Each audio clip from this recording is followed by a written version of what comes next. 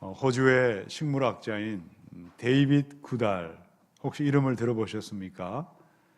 이분이 지난해 5월 달에 104세 생일을 맞이했다고 합니다. 백수를 하셨죠. 생일날에 기자회견을 열으셨습니다. 그리고 이런 말을 하셨어요. 나는 100살이 넘어서 살아가고 있는데 사는 것이 너무나 힘들고 너무나 불행합니다.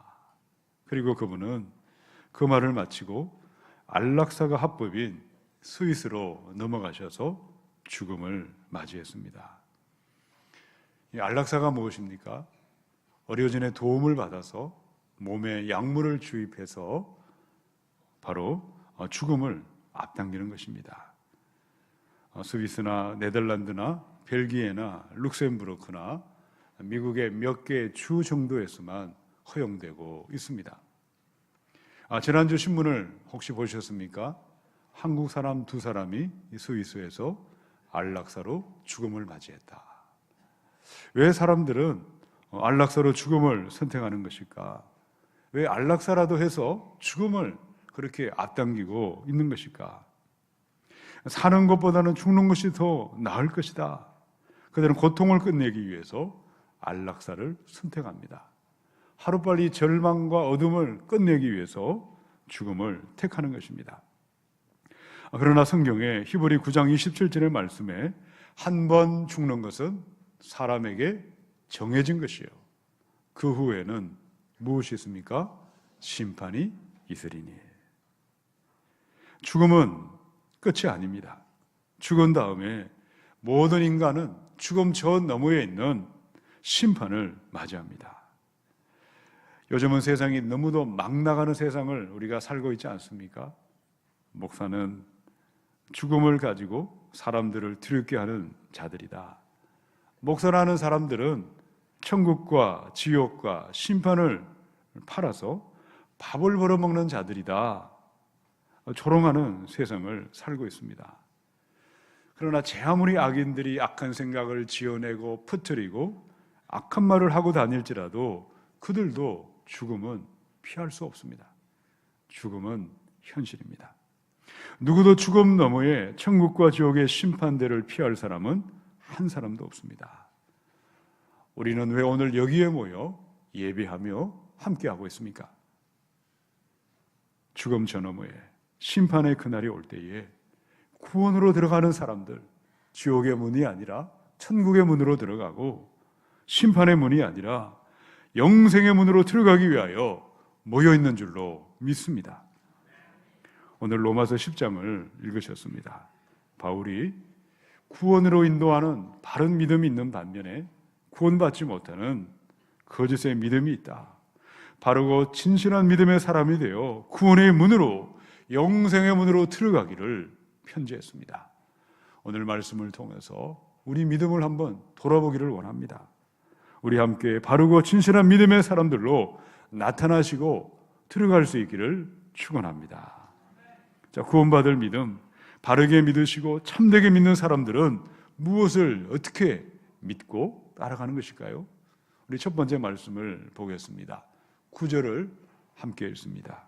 시작.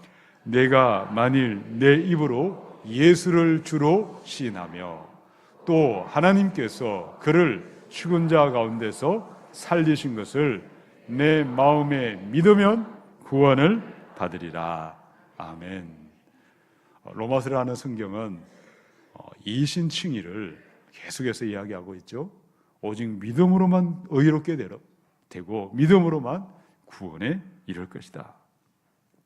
그런데 믿음이라는 말만큼 많은 오해와 많은 엉뚱한 이야기를 하는 사람들이 너무나 많이 등장하고 있습니다.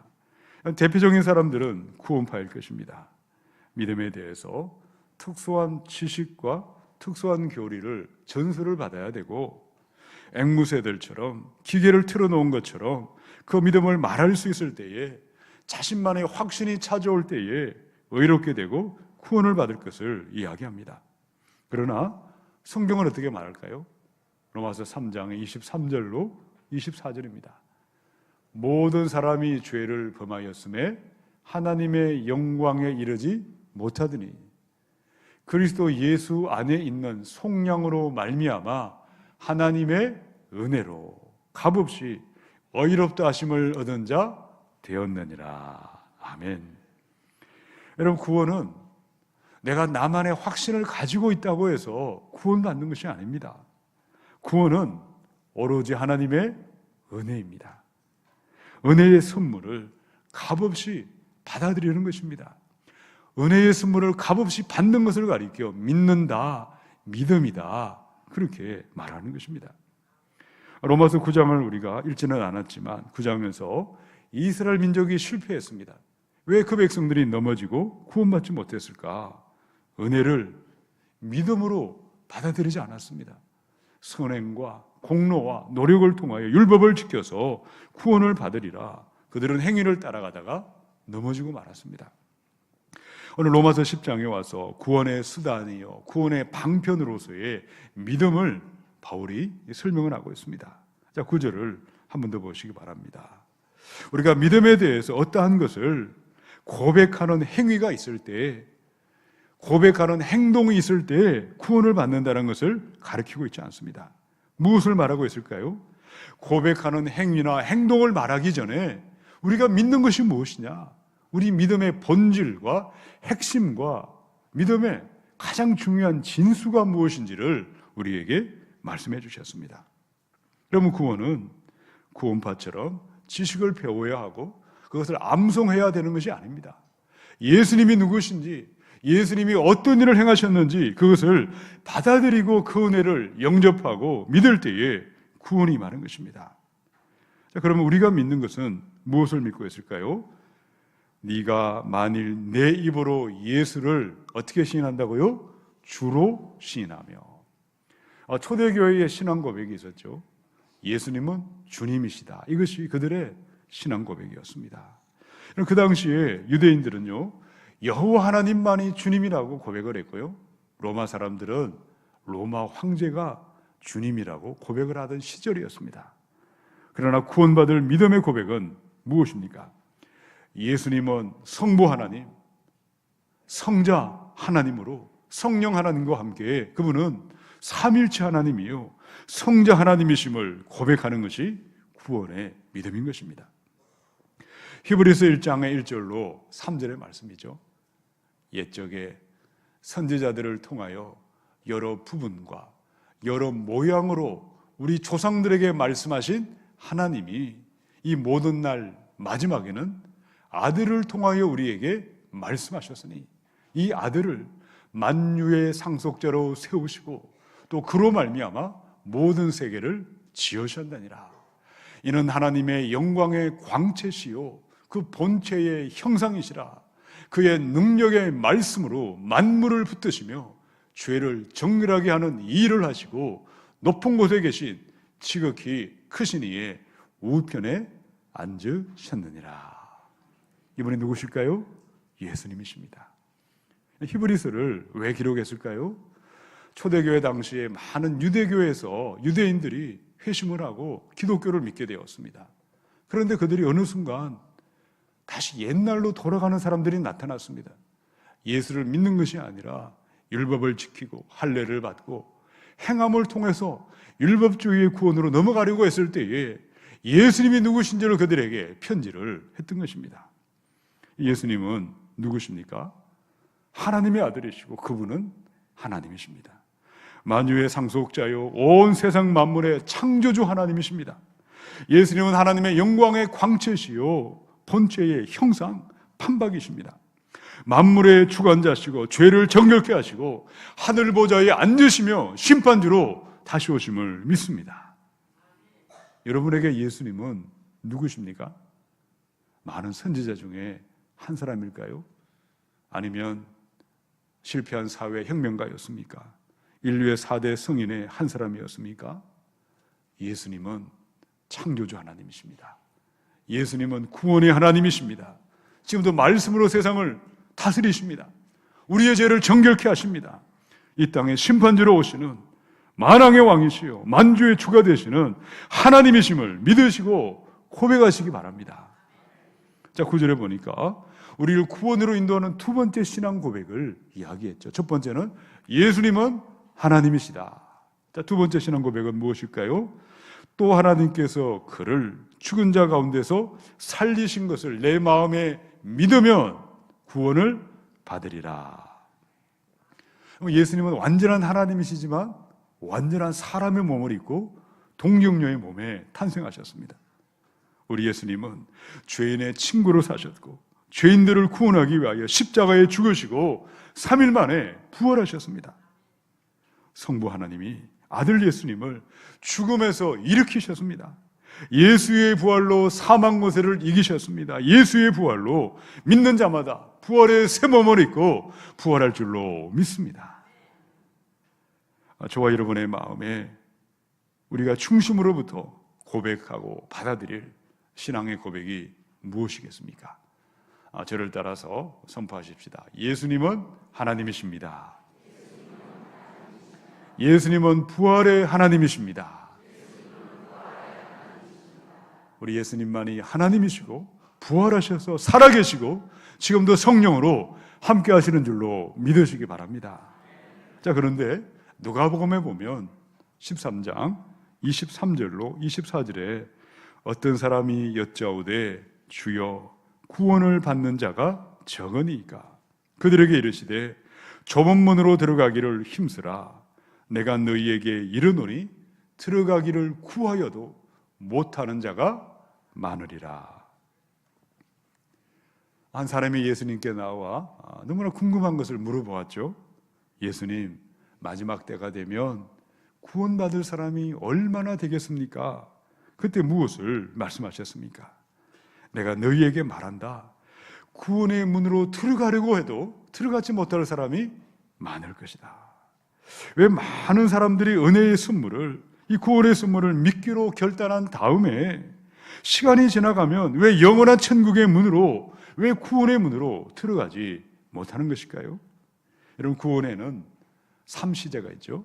과거의 구원이 있고 오늘의 구원이 있고 미래의, 내일의 구원이 있습니다. 그것을 칭의와 성화와 영화의 구원이라고 우리는 신학자들이 이야기하고 있습니다. 장차 영원한 천국의 문으로, 미래의 구원으로 들어갈 그 사람들은 누구입니까? 매일매일 그날의 믿음의 모습이 어떠한지, 지금 오늘 우리 현재의 믿음을 볼 때에 영원한 구원을 현재의 모습이 결정하게 되어 있는 것입니다. 우리 중에 어떤 사람들은 이성과 지식으로만 구원을 이해하고 있습니다. 좁은 문으로 들어가는 삶으로 십자가를 지고 있지 않습니다. 또 어떤 사람들은 영적인 이런 처녀 마음을 쓰지 않습니다. 그들의 보물은 땅의 것들, 세상의 것들로만 가득 차 있는 것입니다. 어떤 사람은 경건의 모양만 있고 경건의 능력이 없습니다. 그들의 믿음은 입으로만 끝나버리고 있습니다. 우리의 모습은 어떠하십니까? 예수님은 하나님이십니다. 부활하셔서 지금도 살아계십니다. 이 믿음의 고백이 진정한 믿음의 고백이라면 우리의 삶에는 회개에 합당한 열매가 맺히게 될 줄로 믿습니다. 그럼 예수님의 최초의 복음은 회개하라, 천국이 가까이 왔느니라고 선포하셨습니다. 진정 예수님은 하나님이 되시고 살아계셔서 부활하심을 믿으신다면 죄를 미워하시고 죄에서 떠나시고 예수의 보혈을 의지하여 참되게 회개하셔서 회개의 열매가 맺히심으로 말미암아 구원의 믿음으로 함께 들어가시기를 축원합니다. 우리 두 번째 말씀입니다. 9절을 한 번 더 읽겠습니다. 시작.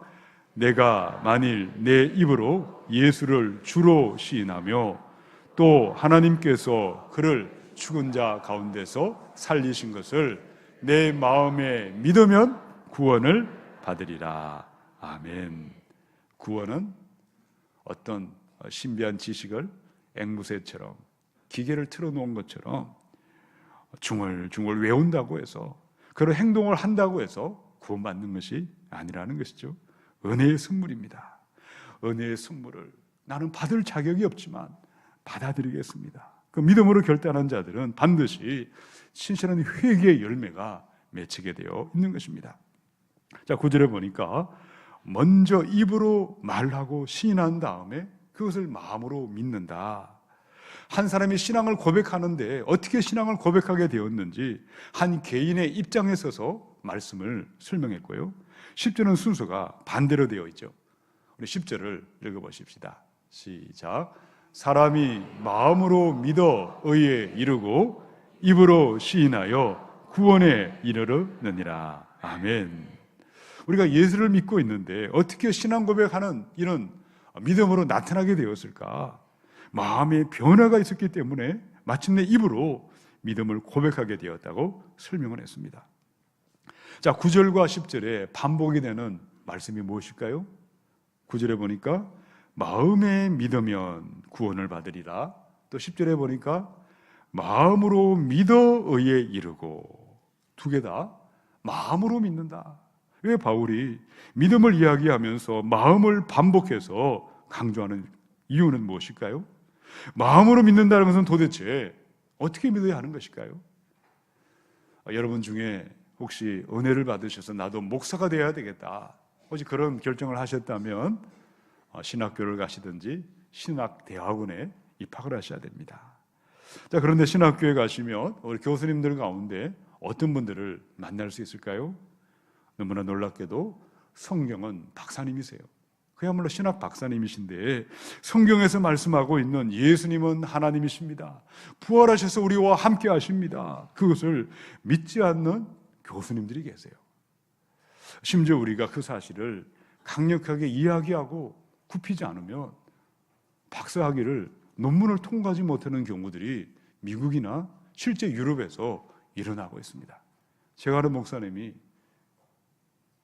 온통 다원주의와 그야말로 포스트 모던에 가득 차 있는 그들에게 예수님만을 구원으로 이야기하면 당신은 광신자다, 당신은 시대에 뒤떨어진 사람이다 취급을 받았다는 것입니다. 이건 실제 현실입니다. 왜 이런 현상이 나타나고 있을까? 마음에 믿으면 구원을 받으리라. 마음으로 믿어 의에 이르고. 성경은 마음으로 믿지 아니할 때에 누구도 구원은 임할 수 없습니다. 머리와 지식과 교리를 믿음을 흉내내는 것이 아니라 내 마음의 중심에서부터 주님을 모셔드리고 마음으로부터 주님을 영접할 때에 구원이 임하는 줄로 믿습니다. 로마서 1장 28절에 또한 그들이 마음에 하나님 두기를 싫어하며 하나님께서 그들을 그 상실한 마음대로 내버려 두사 합당하지 못한 일을 하게 하셨다. 우리 인간의 원래 마음은 죄로 가득 차 있습니다. 타락한 마음은 본질적으로 하나님을 싫어합니다. 예수님이 하나님이요 부활의 하나님 되심을 조롱하고 거절하는 것입니다. 그러면 마음으로 믿는다는 것은 도대체 어떻게 가능할까요? 어떻게 우리 부패한 마음이 예수님을 하나님으로 참되게 믿는 이유, 그 방법은 어디에 있겠습니까?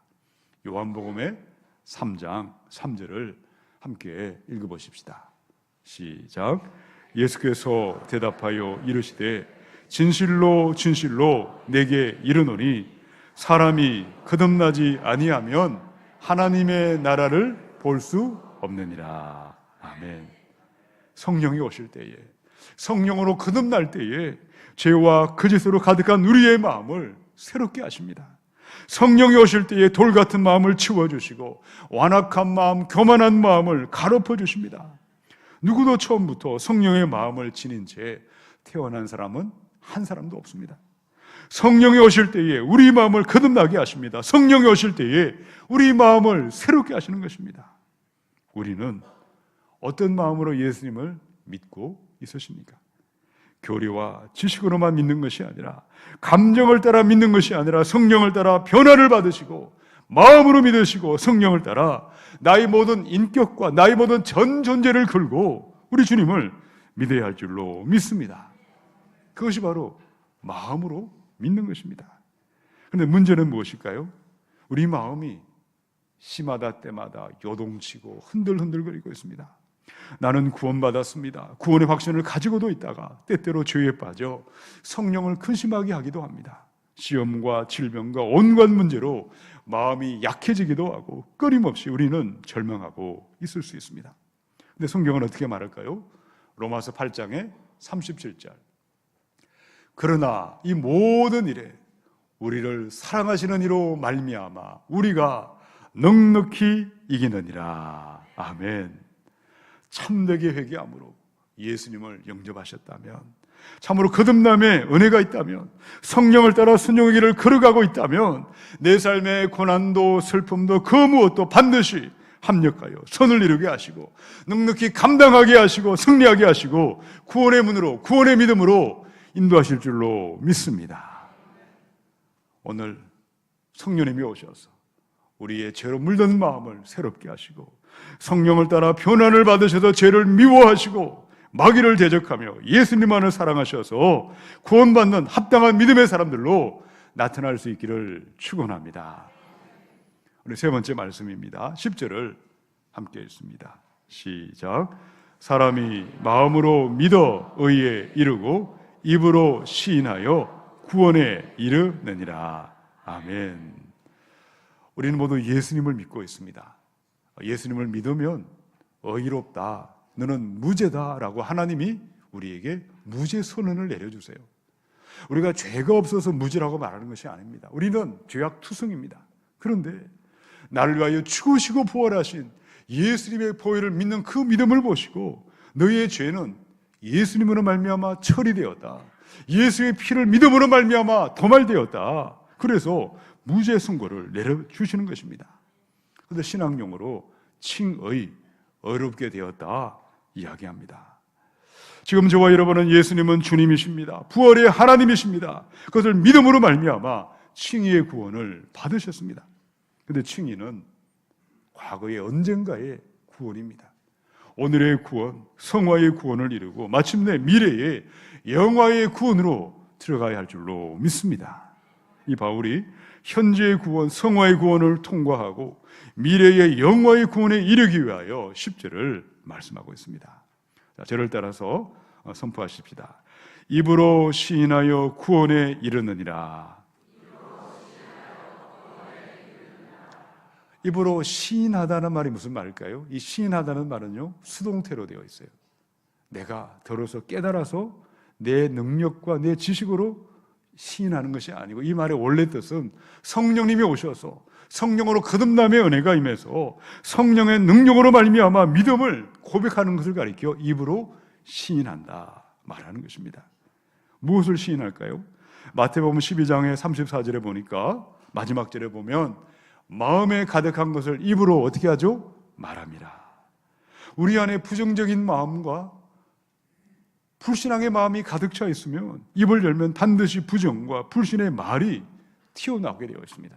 우리 마음이 진실한 믿음으로 소유하고 있다면 반드시 그들의 믿음은 그들의 입을 통하여, 혀의 말을 통하여 믿음이 나타나게 되어 있는 것인데, 그것을 가리켜 시인한다라고 말했습니다. 마태복음 10장의 32절로 33절에 누구든지 사람 앞에서 나를 시인하면 나도 하늘에 계신 내 아버지 앞에서 그를 시인할 것이요, 누구든지 사람 앞에서 나를 부인하면 나도 하늘에 계신 내 아버지 앞에서 그를 부인하리라. 구원받지 못하는 거짓의 믿음의 모습은 어떠하겠습니까? 마음으로는 믿고 있다고 아무리 소리치고 있다 할지라도 사람들 앞에 나아가 공개적으로 예수님은 하나님이십니다, 부활하셔 살아계십니다, 이것을 거절하고 그것을 고백하지 않는 것입니다. 구원받는 참된 믿음은 어떠할까요? 당당하게 사람들 앞에 나아가서 나 예수 믿습니다, 나 예수님을 사랑합니다, 공개적으로 선포하는 것입니다. 우리의 모습은 어떠하십니까? 진실로 예수님을 만나셨습니까? 진실로 구원받는 믿음이 되기를 원하십니까? 그렇다면 입을 열어 선포하시기 바랍니다. 예수 만나기 전에 내 욕심대로 살았습니다. 세상의 죄악을 따라 살았습니다. 그러나 이제 예수님을 믿고 자유와 생명과 평안을 누리고 있습니다. 내 삶의 주인은 오직 예수 그리스도이십니다. 나는 내 모든 삶을 주인 되신 주님의 뜻을 따라 살아가고 있습니다. 이것을 입을 열어 시인하시고 선포하시기 바랍니다. 빌립보서 1장 27절에 오직 너희는 그리스도의 복음에 합당하게 생활하라. 입으로 시인하는 이 믿음의 본질은 예수님의 복음에 합당하게 내가 말한 시인하고 공개적으로 고백한 그대로 내 삶이 복음에 어울리게 복음에 맞추어서 살아가라, 그 뜻입니다. 입으로만 믿고 떠드는 것은 죽은 믿음입니다. 진실한 믿음의 사람이라면 우리의 말이 변하고 표정이 변하고 자세와 태도가 변하여 구원에 합당한 삶의 모습으로, 합당한 삶에 우리의 삶을 통하여 나타나야 될 줄로 믿습니다. 우리 기독교 역사상 가장 암울하고 가장 캄캄했던 그때를 가리켜 중세의 암흑기라고 이야기합니다. 당시 교회가 얼마나 타락했을까? 교황인 알렉산더 6세는 추기경들에게 돈을 뿌려서 교황이 되었습니다. 그런 교황이 된 다음에도 여러 명의 여자들을 첩으로 거느리고 살았습니다. 사생아가 최소한 7명에 이르렀다고 합니다. 교황청 부근에는 수도사들을 위하여 창녀촌을 만들라고 지시를 내렸습니다. 교회 안에 매간매직이 넘쳐났고 돈만 주면 누구나 주교의 자리에 올라갔고 교황의 자리도 올라갈 수 있었습니다. 입으로 시인하는 그 믿음이 거짓이고 위선이고 엉터리일 때에 이러한 모습은 또다시 언제든지 우리의 교회 안에 반복되어 나타날 수 있습니다. 그러나 교회 역사상 마음으로 믿는, 입으로 신하는 참된 믿음이 충만했을 때에 교회는 놀라운 부흥의 역사들이 교회 안에 나타났습니다. 총신대 교수로 있는 박영규 목사가 세계 부흥 운동사에서 부흥을 이렇게 이야기를 했습니다. 부흥은 하나님만이 주권적으로 주도하십니다. 부흥은 교회 회복을 위한 하나님의 선물입니다. 부흥에는 반드시 4가지 요소가 있어야 합니다. 부흥을 갈망하는 간절한 기도, 말씀의 바른 선포와 철저한 회개와 회개의 열매와 성령의 충만이 있어야 할 것입니다. 지금 우리 시대의 이 땅의 교회의 모습은 어떠합니까? 중세시대의 교회들처럼 처참하게 무너지고 있습니다. 여러 교회들이 문을 닫아야 할 지경입니다. 목회자는 홍수처럼 넘쳐나고 있고 직분자도 넘쳐나고 있습니다. 더 이상 회개하자는 말을 들으려고 하지 않습니다. 지옥과 심판의 말씀을 전하면 그 말씀을 전하지 말라고 항의를 받는 시대가 되었습니다. 생명이 없는 교리와 생명이 없는 지식만이, 전통만이 남겨지고 있습니다. 다시 한번 로마서의 말씀 앞에 서기를 원합니다. 로마서 10장의 9절로 10절의 말씀을 한 번 더 같이 읽어보십시다. 시작. 내가 만일 내 입으로 예수를 주로 시인하며 또 하나님께서 그를 죽은 자 가운데서 살리신 것을 내 마음에 믿으면 구원을 받으리라. 사람이 마음으로 믿어 의에 이르고 입으로 시인하여 구원에 이르느니라. 아멘. 마음으로 믿고 입으로 시인하고 있는 우리의 믿음의 모습은 어떠하십니까? 머리와 이성으로만 믿고 있는 분들은 없으십니까? 목사가 되었습니다. 재직이 되었고 성도의 직분을 받았지만, 맡은 자에게 구할 것은 충성이라고 하셨지만 책임과 의무는 온데간데 없고 자신의 주장과 권리와 자격만을 앞세우는 분들은 없으십니까? 과거의 그 은혜, 몇 년 전에, 몇십 년 전에 그 은혜만을 기억하며 오늘의 말씀을 듣지 아니하고 오늘의 순종을 드리지 않는 그런 분들은 없으십니까? 에베소 5장의 14절의 말씀에 잠자는 자여 깨어, 잠자는 자여 깨어 죽은 자들 가운데서 일어나라. 신실한 그리스도인 되기를 원합니다. 내가 먼저 죽은 믿음에서, 병든 믿음, 말뿐인 믿음에서 깨어나야 하겠습니다. 이성과 감정으로만 생각하는 믿음에서 깨어나시고 참되게 회개하셔서 회개의 삶으로 나타나십시다. 성령을 따라 거듭나심으로 세상의 잠에서, 어둠에서 깨어나십시다.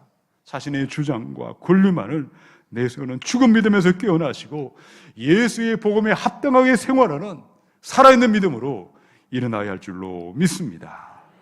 구원받는 참된 믿음으로 내 영혼이 살아나며 가정과 교회와 온 땅에 예수님만이 높임을 받으시는 진정한 부흥의 삶에 쓰임받을 수 있기를 주님의 이름으로 축원합니다. 함께 기도하겠습니다.